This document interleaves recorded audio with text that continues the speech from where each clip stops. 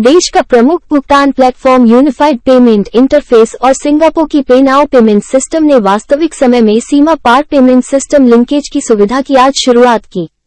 भारत ने पहली बार किसी देश के साथ इस तरह की साझेदारी की है।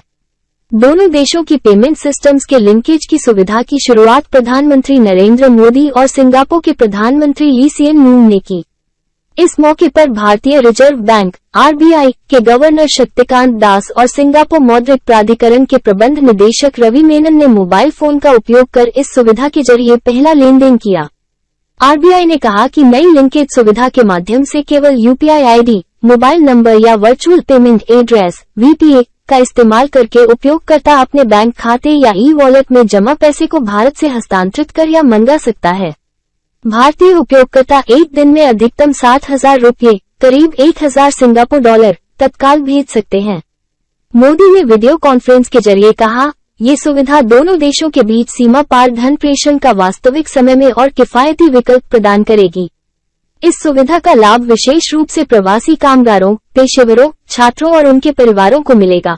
लूंग ने कहा कि सिंगापुर में 4 लाख से अधिक भारतीय रहते हैं और दोनों देशों के बीच सालाना 1 अरब डॉलर से ज्यादा सीमा पार खुदरा भुगतान और पैसे भेजे जाते हैं।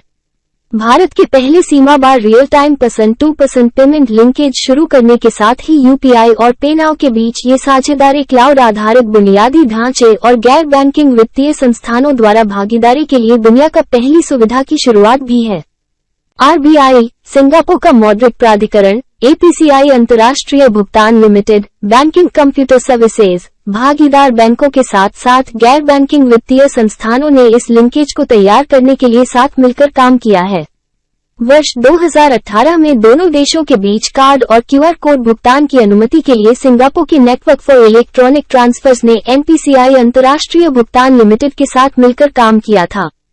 सिंगापुर के प्रधानमंत्री ने कहा, पे नाउ और यूपीआई को जोड़ने का विचार पहली बार 2018 में सामने आया था जब प्रधानमंत्री मोदी सिंगापुर की यात्रा पर आए थे।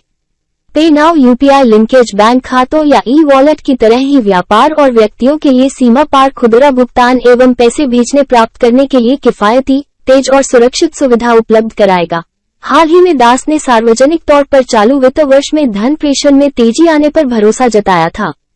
उन्होंने कहा था कि विदेश से अनुमानित धन देश में भेजे जाने से चालू खाते के घाटे को कम करने में मदद मिलेगी। विश्व बैंक ने भी कहा था कि चालू वर्ष में विदेश से करीब 100 अरब डॉलर भारत भेजे जाने का अनुमान है।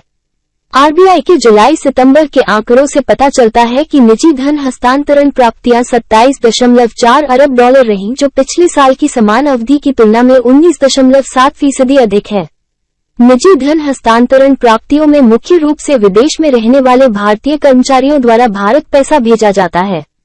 आरबीआई ने कहा कि शुरुआत में इसके तहत भारतीय state bank, Indian overseas bank, Indian bank और आईसीआईसीआई बैंक देश से पैसे भेजने या प्राप्त करने की सुविधा प्रदान करेंगे।